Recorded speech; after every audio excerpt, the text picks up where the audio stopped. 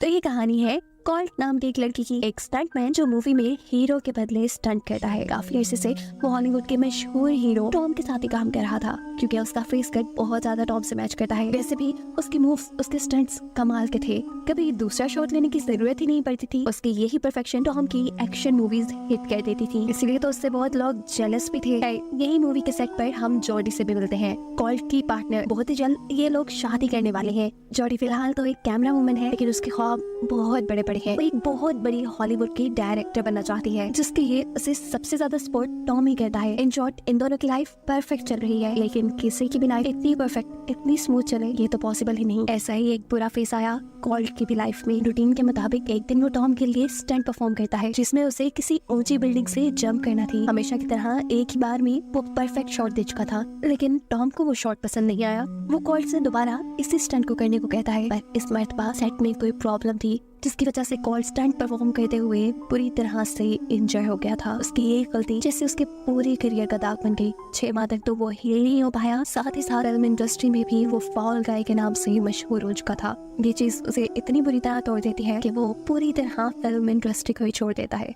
अब वक्त गुजरता है और हम कॉल्ट को एक छोटी सी रेस्टोरेंट पर काम करते हुए देखते हैं। फिल्म इंडस्ट्री तो उसने ऐसी छोड़ी थी कि अब वो जॉडी से भी कॉन्टेक्ट में नहीं था, जो कभी उसके लिए सबसे ज्यादा इम्पोर्टेंट थी। लेकिन फिर एक रात उसे टॉम की फिल्म प्रोड्यूसर की कॉल आती है, जो उसे बताती है कि ये लोग एक ब्लॉकबस्टर फिल्म बनाने जा रहे हैं और टॉम के स्टंट करने के लिए उन्हें कॉल्ट की जरूरत है। पर कॉल्ट इस काम से मना कर देता है। उसे अब दोबारा वो काम नहीं करना था। लेकिन जब प्रोड्यूसर उसे बताती है कि इस फिल्म को जॉडी ट्रैक कर रही है और जॉडी ने ही उसे स्टंट करने के लिए बुलाया है, तो अब वो मना नहीं कर पाया, क्योंकि वो जानता था कि ये जॉडी की पहली फिल्म है। अगर ये हिट ना गई तो जॉडी का करियर भी डूब सकता था, क्योंकि स्पेशली उसे जॉडी ने बुलाया था, तो ना जाने का तो सवाल ही नहीं पैदा होता। अगले सीन में हम कॉल्ट को सेट पे देखते हैं, जहाँ सबसे पहले उसके फेस कट को टॉम के फेस कट के साथ मैच किया जाता है और बाहर आने पर वो अपने बहुत ही पुराने दोस्त और स्टंट पार्टनर से मिलता है। आज काफी दिन बाद उसे अंदर से खुशी मिल रही थी, क्योंकि सेट पे उसे जॉडी नजर आ गई थी, जिसने अभी तक कॉल्ट को देखा ही नहीं था। वो तो शूटिंग की तैयारियों में बिजी थी। जॉडी के रोल, कैमरा एंड एक्शन कहते ही वहाँ बहुत से ब्लास्ट होते हैं,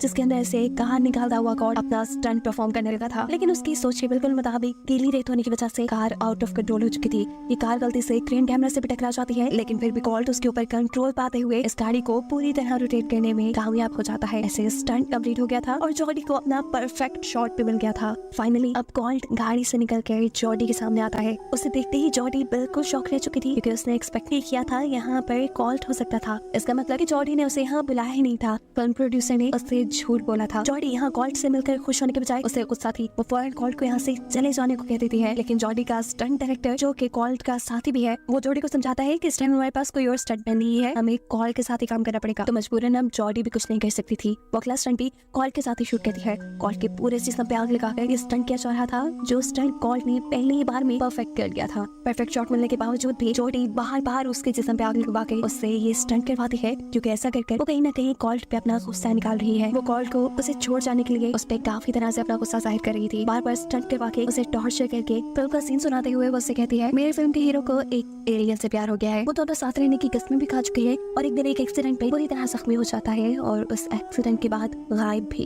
अब वो एलियन का पार्टनर कंफ्यूज है। वो समझ नहीं पा रहा कि क्या एलियन झूठा था, धोखेबाज था, या उसकी मजबूरी थी। तुम बताओ कि क्या सिचुएशन हो सकती है। कॉल्ट को ये सभी बातें सुनकर बहुत बुरा फील हो रहा था, लेकिन जॉडी भी अपनी बातों से रुकती नहीं। वो कॉल्ट से कहती है, बताओ अगर एलियन से सबकी रीजन पूछी जाए तो वो अपने आप को सही कैसे ठहराएगा। इस मत पर कॉल्ट बोल पड़ता है, कहता है, हो सकता है कि वो एलियन पछतावे में जी रहा हो सकता है कि उसे ऐसा लग रहा हो कि उसने अपने पार्टनर को खो दिया, अब वो कभी उससे मिल नहीं सकता। ये भी हो सकता है कि अब वो पार्टनर कमजोर एलियन के साथ रहना ही ना चाहे। ये सारी बातें करके जॉडी का गुस्सा थोड़ा ठंडा हो गया था। वो अब फाइनल शॉट लेती है, उसके बाद पैकअप हो जाता है। कॉल्ट जाता है अब फिल्म के प्रोड्यूसर के पास। वो प्रोड्यूसर से पूछता है, आपने मुझसे छूट के बोला, जॉडी ने तो मुझे यहाँ नहीं बुलाया था, तो मुझे यहाँ बुलाने की जरूरत क्या थी। तब प्रोड्यूसर अपना मुंह खोलती है और कहती है कि तुम्हें यहाँ बुलाने का एक खास मकसद है, सिर्फ स्टंट्स नहीं। असल में टॉम ड्रग्स की वजह से बहुत ही बुरे लोगों के हाथ लग गया है और काफी दिन से तो वो गायब है।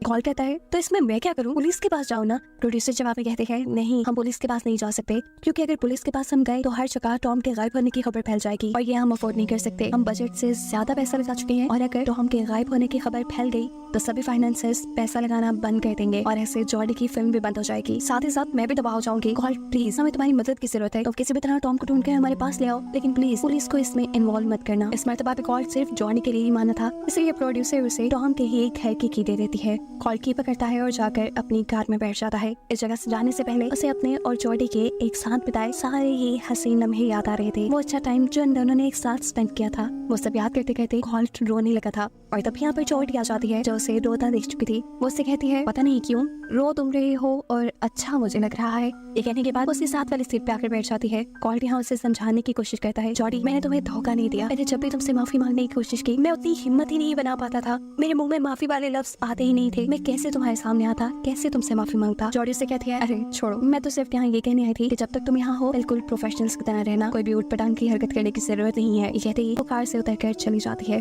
कॉल्ट जब टॉम के घर जाता है अचानक पीछे से उसके ऊपर कोई हमला कर चुका था। कॉल्ट एक स्टंटमैन होने की वजह से बड़ी ही आसानी से अपने आप को बचा लेता है। ये लड़की से पूछती है कौन हो तुम और यहाँ कैसे आए। कॉल्ट उससे अपना तारुफ कराता है कि मैं एक स्टंटमैन हूँ और मैं टॉम को ढूंढते हुए यहाँ आया हूँ। टॉम को तो वो खुद भी इतने टाइम से ढूंढ रही थी। वहाँ कॉल्ट को एक क्लू देती है। टॉम अक्सर ड्रग्स लेने के लिए एक क्लब के अंदर आदमी से मिलता था जिसके पूरे सर पे लेपर्ड के टैटू हैं। कॉल्ट बिल्कुल टाइम वेस्ट नहीं करना चाहता था। वो जल्दी से क्लब में जाकर उस आदमी से मिलता है जो यहाँ कॉल्ट से कोई भी बात करने के बजाय उसे ड्रिंक में मिलाकर एक ड्रग पिला चुका था। इस ड्रग के असर में कॉल्ट अपने ऊपर से कंट्रोल खोते हुए इसी ड्रग डीलर के सारे आदमियों को पीटने लगा था। इससे पहले कि वो ड्रग डीलर को भी पीट देता, ड्रग डीलर भागते हुए क्लब से बाहर आकर एक टैक्सी में बैठ के वहाँ से जा चुका था। कॉल्ट भी एक साइकिल चलाकर उसका पीछा करता है और नशे में उसे पता ही नहीं चलता कि उसका ड्रग डीलर की टैक्सी से एक्सीडेंट हो जाता है। कॉल्ट को यहाँ कुछ हुआ नहीं था खास, लेकिन टैक्सी ड्राइवर अपनी टैक्सी रोक चुका था। ड्रग डीलर वो तो कॉल्ट की फाइट को देखकर पहले से ही बहुत ज्यादा डरा हुआ था। कॉल्ट जैसे ही उसको पकड़ने के लिए दरवाजा खोलता है तो ड्रग डीलर सारी सच्चाई लग देता है कि मुझे कुछ नहीं पता, मुझे तो बस टॉम के सिक्योरिटी हेड ने तुम्हें ड्रग्स देने का कहा था। कॉल्ट पूछता है अच्छा ठीक है तो बताओ फिर ये टॉम का सिक्योरिटी हेड कहाँ मिलेगा। तब वो ड्रग डीलर उसे एक होटल का नाम बताते हुए कहता है कि वहाँ के रिसेप्शनिस्ट से जाकर एक फ्रूट प्लेट मांगना, वो तुम्हें टॉम के सिक्योरिटी हेड तक पहुँचा देंगे। यहाँ वो रिसेप्शन पे जाकर फ्रूट प्लेट मांगता है तो उसे टॉम के सिक्योरिटी हेड के रूम की चाबी दे दी गई थी। कॉल्ट अब सिक्योरिटी हेड के रूम में जाता है और बार बार जब सिक्योरिटी कार्ड लगाने पर उसका दरवाजा नहीं खुलता तो तंग आकर कॉल्ट एक स्टंटमैन की तरह उस दरवाजे को ही तोड़ चुका था। अंदर जाने पे उसकी आंखें खुली की खुली रह गई थी क्योंकि अंदर उसे मिली थी एक लाश मरे हुए आदमी की। इस लाश को बर्फ में रखा गया था, उसके होश उड़ रहे थे। वो जल्दी से प्रोड्यूसर केल को कॉल करता है और उसे यहाँ पर डेड बॉडी के बारे में बताता है। वो केल से कहता है कि अब तुम्हें पुलिस को बता देना चाहिए सब कुछ, लेकिन प्रोड्यूसर केल उसे अभी भी ऐसा करने से मना कर रही थी। तभी कॉल्ट के पास यहाँ खुद ही पुलिस ऑफिसर आ चुके थे क्योंकि कॉल्ट ने गलत गाड़ी पार्क की हुई थी। घबराते हुए कॉल्ट पुलिस ऑफिसर को सब सच बता देता है कि उसने होटल रूम में एक डेड बॉडी देखी है। उसके बाद घुमाते हुए पुलिस जब होटल रूम में चेक करने के लिए जाती है तो इस टाइम वहाँ कोई डेड बॉडी नहीं थी। कॉल्ट बुरी तरह कंफ्यूज हो चुका था ये सब उसके साथ क्या हो रहा था। पुलिस यहाँ से चली जाती है और अगले दिन वो ये सारी बातें जॉडी को बताना चाहता था, लेकिन जॉडी उसे अपने शॉट के लंबे शेड्यूल में डाल चुकी थी। जॉडी को भी एहसास हुआ था कि उसने पूरा दिन कॉल्ट को इग्नोर किया, इसलिए वो रात को कॉल्ट को एक पार्टी का इनविटेशन देती है। जबकि दूसरी तरफ कॉल्ट के पास आती है प्रोड्यूसर, उसे ट्रेन का टिकट देते हुए कहती है तुम्हें फौरन यहाँ से निकलना होगा कॉल्ट, किसी को भी बताए बगैर यहाँ से निकल जाओ वरना तुम्हारे साथ बहुत बुरा होगा। लेकिन कॉल्ट इस बॉस की बात मानने को तैयार नहीं था। इसी सेट पर उसे टॉम की पर्सनल असिस्टेंट भी मिल जाती है। कॉल्ट उसे पकड़ लेता है, उससे सारी सच्चाई जानना चाहता था, लेकिन ज्यादा कुछ इस लड़की को भी नहीं पता था। इस लड़की के पास सिर्फ टॉम का मोबाइल था। वो लड़की कॉल्ट को बताती है कि ये मोबाइल टॉम का सिक्योरिटी हेड मुझसे लेना चाह रहा है, लेकिन मैं किसी को नहीं दूंगी तब तक जब तक मुझे इस फिल्म में प्रोड्यूसर का क्रेडिट नहीं मिलेगा। सबकी अजीब ही कहानी थी, हीरो मिल नहीं रहा था लेकिन फिल्म के क्रेडिट्स कोई नहीं छोड़ रहा था। यहाँ कॉल्ट उसे किसी तरह कन्विंस करके उससे टॉम का मोबाइल ले लेता है। लड़की के मोबाइल लेते ही इस लड़की के पीछे टॉम का सिक्योरिटी हेड आ चुका था। वो इस लड़की को इलेक्ट्रिक करंट देते हुए अपनी गाड़ी में बिठा लेता है। ये सब होते कॉल्ट देख चुका था। ऐसा तो नहीं हो सकता था कि एक लड़की की जान मुसीबत में हो और कॉल्ट उसे बचाए ना। इस लड़की को बचाने के चक्कर में कॉल्ट को याद ही नहीं रहा था कि जॉडी ने उसे पार्टी में बुलाया, जबकि जॉडी इस मरतबा भी उसके नहाने की वजह से बहुत उदास थी। यहाँ पर प्रोड्यूसर आकर उसे बताती है कॉल्ट तो सच का है, उसने आज रात की फ्लाइट ली है। और एक मरतबा दोबारा कॉल्ट के बिना बताए जाने की वजह से जॉडी बुरी तरह उदास हो चुकी थी। ये जाने बगैर कि कॉल्ट तो किसी और मुश्किल में फंसा था। कॉल्ट के जाने के दुख में वो इसी होटल में सैड सॉन्ग गाती है और इसी होटल के बाहर बेचारा कॉल्ट उस लड़की को बचाने के चक्कर में सिक्योरिटी हेड से लड़ रहा था। मुश्किल से अपने आप को सिक्योरिटी हेड से बचाते हुए वो ट्रक के ऊपर की तरफ आता है, जबकि दूसरी तरफ ट्रक के अंदर वो जिस लड़की को बचा रहा था वो लड़की भी यहाँ होशियारी दिखाती है और चलते ट्रक से ही वो ट्रक के ड्राइवर को धक्का देकर नीचे गिराते हुए वो ब्रेक लगा चुकी थी। ऐसे कॉल्ट जो ट्रक के बैक साइड पे था वो झटके की वजह से पूरी तरह आगे की तरफ आकर गिरता है। उसकी वजह से ट्रक का मिरर भी टूट गया। वो जख्मी था लेकिन वो किसी चीज का ख्याल नहीं करता और जल्दी से होटल में पहुंचता है जहाँ जॉडी की पार्टी चल रही थी। लेकिन वहाँ जाकर वो देखता है कि सब लोग वहाँ से जा चुके हैं। लाचार वो यही होटल में बैठ गया। यहाँ उसे उसका फ्रेंड मिलता है, उसका स्टंट पार्टनर, जिसे वो टॉम के गुमने के बारे में सारी कहानी बता देता है। साथ में स्टोरी भी कि उसने कितनी मुश्किलों से लड़कर टॉम का फोन हासिल किया है। अब ये दोनों सोच रहे थे कि इस फोन को कैसे खोला जाए। कॉल्ट को याद आता है कि टॉम को भूलने की बीमारी है, इसलिए वो हर चीज छोटी छोटी चिट्स में लेकर अपने घर में चिपका देता था। जरूर उसने अपना फोन का पासवर्ड भी अपने घर में चिपकाया होगा। बिना बिना वक्त जाए किए ये दोनों टॉम के घर जाते हैं और इन्हें वहाँ बहुत सारी चिट्स के दरमियान में एक चिट पर टॉम के मोबाइल का पासवर्ड मिल जाता है। ये लोग उसके मोबाइल को अनलॉक करते हैं और मोबाइल के अंदर वीडियोस देखना शुरू करते हैं, जहाँ एक वीडियो में साफ साफ ये नजर आ रहा था टॉम ने नशे की धुत हालत में अपने ही एक स्टंटमैन को खुद ही मार दिया था। इसी की लाश तो उसने होटल में दिखी थी। कॉल्ट और कॉल्ट का फ्रेंड यही वीडियोस देख रहे थे कि न्यूज में भी उसे स्टंटमैन के मरने की खबर आ जाती है और स्टंटमैन का मर्डर हुआ था और आखिरी मर्तबा उसके रूम से निकलते हुए कॉल्ट को ही देखा गया था। कॉल्ट तो खुद शौक था। इसी मर्डर की खबर तो उसने पुलिस को दी थी, लेकिन सब तो उसी पे यकीन करते हैं जो दिखता है। सबको लगा कि कॉल्ट ने ही उस स्टंटमैन को मारा है ताकि वो उसके मुकाबले पे ना जाए। इसी न्यूज के देखते देखते ही अचानक टॉम के अपार्टमेंट के बाहर फायरिंग शुरू हो जाती है। जो कोई भी फायरिंग कर रहा था वो ये जानता था कि अंदर टॉम के बजाय कॉल्ट है। इसी फायरिंग के नतीजे में टॉम का मोबाइल भी टूट गया था। अपनी जान को बचाते हुए कॉल्ट और उसका दोस्त यहाँ से भागते हैं और बिल्डिंग की बड़ी सी छत से जंप कर देते हैं। उस बिल्डिंग की दूसरी तरफ पानी था। जंप करने पे कॉल्ट लेता है एक शॉट के अंदर, जहाँ उसे पार्टी करता हुआ टॉम मिल चुका है, जिसको ढूंढने के लिए तो यहाँ आया था और इस सब मैस में फंस गया था। कॉल्ट का टॉम की आउट पे गिरना कोई इत्तेफाक नहीं था, ये सब के साथ टॉम की प्लानिंग थी और ये हकीकत उसे यहाँ इस जगह आके पता चलती है। असल में टॉम हॉलीवुड का इतना बड़ा हीरो होने के बावजूद भी कॉल्ट से जेलस था, क्योंकि कहीं ना कहीं वो जानता था कि उसकी सक्सेस के पीछे कॉल्ट है। कॉल्ट के किए गए बेस्ट स्टंट ही उसकी एक्शन मूवी को हिट करते थे। ऐसे में दुनिया के सामने तो चाहे टॉम हीरो था, लेकिन सेट पर हमेशा कॉल्ट को ही हीरो माना जाता था, जो चीज टॉम को बिल्कुल नहीं पसंद थी। यहाँ टॉम खुद ही उसे सच्चाई बता देता है कि उस दिन जो तुम्हारा स्टंट करते हुए एक्सीडेंट हुआ था वो हमारा ही प्लान किया हुआ था। कहीं ना कहीं उसे आज भी कॉल्ट पे गुस्सा था। यहाँ कॉल्ट को बहुत मारता है और इसे कहता है, देखा तुमने मेरे दूसरे स्टंट पैन का क्या हाल किया? तुमसे तो मैं जेलस था, लेकिन उसने तो मेरा करियर ही तबाह कर दिया। उसने सब में ये बात फैला दी कि मैं अपने स्टंट्स खुद नहीं करता। देखो ना मेरी कितनी बेइज्जती हुई, और इसी बेइज्जती का बदला लेने के लिए मैंने उसे मार डाला। उससे भी मैंने इतना बड़ा काम तो कर दिया, लेकिन फिर मुझे एहसास हुआ कि अब तो मेरा करियर ही तबाह हो जाएगा। एक नई फिल्म भी चल रही थी, उस पर इतना पैसा भी लग गया था। मैंने प्रोड्यूसर को सारी बात बता दी और फिर प्रोड्यूसर ने ये सारा मैस संभालने के लिए तुम्हें यहाँ बुलाया। तुम्हारा मेरे अपार्टमेंट में आना, वहाँ से क्लब जाना, फिर होटल जाना, मेरी असिस्टेंट से मिलना, सब कुछ हमारा प्लान किया गया था और बेचारे तुम फिर फंस ही गए। वो कॉल से कहता है, तुम्हें क्या लगा जॉडी को इतनी जल्दी डायरेक्टरशिप मिल गई? उसे भी इस मूवी का डायरेक्टर हमने बनाया ताकि उसके नाम पे तुम्हें हम यहाँ पे बुला सके। पहले कभी तुम्हारा सेट पे फेस स्कैन हुआ नहीं ना, लेकिन इस मरतबा हम फेस स्कैन कर रहे थे तुम्हारा, ताकि मर्डर वाली वीडियो के ऊपर मेरे चेहरे पे तुम्हारा चेहरा लगा कर अदालत में ये सबूत दे कि किलर सिर्फ तुम ही हो। कॉल्ट बेचारा हकबक ये सारी सच्चाई सुन रहा था। लोग इतना भी गिर सकते थे, उसे यकीन नहीं आ रहा था। अब वो अपने आदमी उसे टॉम को चलाकर यही पानी में फेंकने को कह देता है। टॉम के आदमी कॉल्ट के ऊपर पेट्रोल गिराना शुरू कर देते हैं। चीखने के बहाने यहाँ कॉल्ट बहुत सारा पेट्रोल अपने मुंह में पी लेता है और जैसे ही एक आदमी कॉल्ट को आग लगाने लगता है अपने मुंह से पेट्रोल निकालते हुए, कॉल्ट इन सबको चलाकर यहाँ से भागने का मौका पा चुका था। वो छोटी सी औरत लेकर यहाँ से भाग रहा था। पीछे से धड़ाधड़ टॉम के लोग उसके ऊपर गोलियां बरसा रहे थे। जल्दी से जॉडी को कॉल मिलाता है। यहाँ उसे पता था कि वो मर जाएगा। उसने जॉडी को कॉल की थी ताकि वो आखिरी मर्तबा उसे अपनी सारी फीलिंग बता दे। उसे बता देता है, जॉडी मुझे तुमसे बहुत प्यार है, मैं तुमसे दूर कभी नहीं जाना चाहता था, लेकिन मैं चला गया क्योंकि मुझे लगता था कि तुम हारे हुए इंसान से कभी शादी नहीं करोगी। उस एक्सीडेंट के बाद अपने आप को हारा हुआ मानने लगा था, लेकिन यकीन मानो दर्द क्या होता है ये तो मुझे तुमसे दूर जाकर ही पता चला। अभी वो बातें कर रहा था कि अचानक उसका यार्ड सामने किसी चीज से टकराकर ब्लास्ट हो जाता है। न्यूज में खबर फैल चुकी थी कि कॉल्ट ने सुसाइड कर ली, क्योंकि उसने पहले एक मर्डर किया था और अपने आप को सजा से बचाने के लिए उसने सुसाइड कर ली। इस चीज का प्रूफ देने के लिए टॉम की किए हुए मर्डर की वीडियो के ऊपर कॉल्ट का चेहरा लगाकर सबको दिखाई दी जाती है।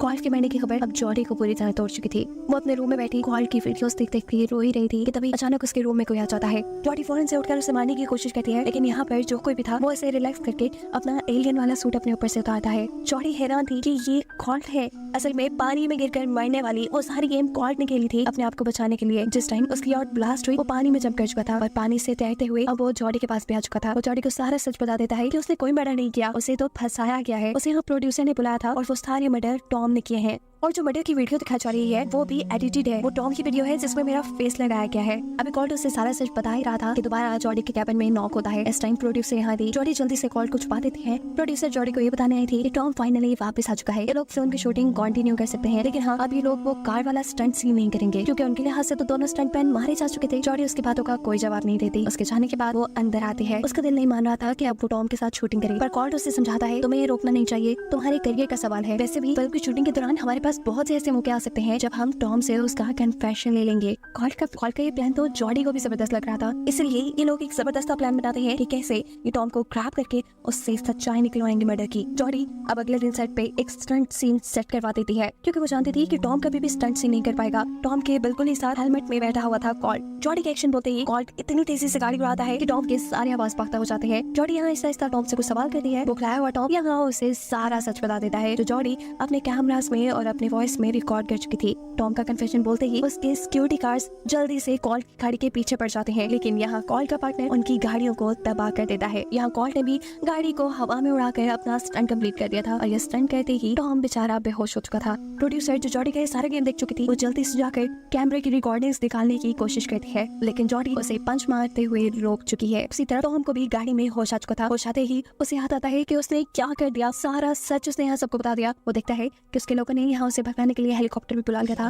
वो भागते हुए अपने हेलीकॉप्टर में जा बैठता है। अब प्रोड्यूसर भी लड़ते हुए जॉडी से सारे सबूत लेने में कामयाब हो चुकी थी। वो भी जाकर हेलीकॉप्टर में बैठ जाती है और हेलीकॉप्टर ऊपर की तरफ उड़ने लग जाता है। जॉडी को उसे किसी भी हालत में बचाना था और ये काम सिर्फ कॉल ही कर सकता था। कॉल क्रेन के ऊपर चढ़ते हुए उस हेलीकॉप्टर के ऊपर जंप करने वाला था और ऐसा करने से पहले वो जॉडी से डेट के बारे में पूछता है। जॉडी के हाँ कहते ही वो जल्दी से हेलीकॉप्टर के ऊपर जंप कर चुका था। ये करना उसके लिए मुश्किल तो था, लेकिन नामुमकिन नहीं। हेलीकॉप्टर के अंदर जाते हुए वो इन सबसे लड़ते हुए सारे सबूत वापस हासिल कर लेता है। अब टाइम था उसे हेलीकॉप्टर से नीचे जंप करनी थी, इसीलिए उसका फ्रेंड अपनी कार से एयर मैट्रेस मारते इस हेलीकॉप्टर के नीचे ले आया था, जिसके ऊपर अब कॉल जंप कर चुका था। फाइनली कॉल के पास सारे सबूत थे जिससे वो अपने आप को बेगुनाह साबित कर सकता था। अब तो जॉडी को भी उसकी सच्चाई पे यकीन आ गया था। ये दोनों यहाँ पे एक दूसरे को गले लगा देते हैं और कहानी के आखिरी सीन में हमें दिखाया जाता है कि जॉडी ने ये मूवी कंप्लीट की, लेकिन टॉम के साथ नहीं, किसी दूसरे हीरो के साथ। उसका डायरेक्टर बनने का सबसे बड़ा ख्वाब पूरा हो चुका है। वो और कॉल अब एक साथ अपनी हंसी खुशी जिंदगी गुजार रहे हैं। ये लोग डेट करने के लिए बीच में आए हैं, जिसका प्रॉमिस कॉल ने जॉडी से क्रेन पे चढ़ते हुए लिया था। आज भी ये दोनों बहुत खुश थे और इन्हीं को एक साथ खुश दिखाते हुए मूवी यहाँ एंड हो जाती है।